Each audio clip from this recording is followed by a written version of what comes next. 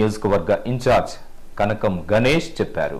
ధర్మ సమాజ్ పార్టీ రామగుండం నియోజకవర్గ అభ్యర్థి పులిపాక రాజ్ కుమార్ గారిని డాక్టర్ విశారద మహారాజ్ గారు నియమించడం జరిగింది ఎమ్మెల్యే అభ్యర్థిగా.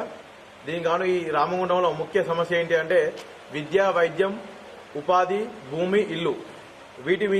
వీటి మీద రామగుండం నియోజకవర్గంలో మరియు ధర్మ సమాజ్ పార్టీ రాష్ట్ర వ్యాప్తంగా వీటి మీద ఫోకస్ పెట్టి ఈ తెలంగాణ రాష్ట్రంలో ఉన్నటువంటి బీసీ, ఎస్సీ, ఎస్టీ అగ్రవర్ణంలో ఉన్నటువంటి పేదలు ఎవరైతే ఉన్నారో వారిని రాజ్యాధికారం వైపు తీసుకొచ్చి వారికి స్వేచ్ఛ, సమానత్వం, సోదరభావం, ఉచిత విద్య, వైద్యం, ఉపాధి మరియు భూమి, ఇల్లు అనే అంశం మీద ఈ తెలంగాణ రాష్ట్రంలో ఒక కొత్త తెరకు వచ్చి రాజ్యాధికారం వైపు వెళ్తుంది.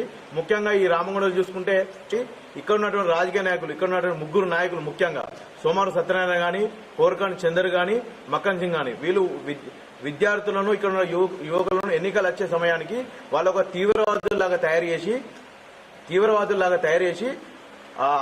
ఒకరిపై ఒకరు దాడి చేసుకుంటూ విద్యార్థులు అట్లా చేసుకుంటూ ఎన్నికలు అయిపోయిన తర్వాత వాళ్ళ పని వాళ్ళు చేసుకుంటూ వాళ్ళ ఆస్తులు సంపాదించుకునే వరకు అవుతుంది తప్ప ఇక్కడ వచ్చే విద్యార్థులు ఎలాంటి ఉపాధి లేకుండా అవుతుంది. ఇక్కడ ధర్మ సమాజ్ అభ్యర్థికి ఎమ్మెల్యే అభ్యర్థి రామగుండం ఎమ్మెల్యే అభ్యర్థి పులిపాక రాజ్ కుమార్ గారికి ఓటు వేసి మీ అమూల్యమైన ఓటు వేసి అధిక మెజార్టీతో గెలిపించాలని కోరుతున్నాను.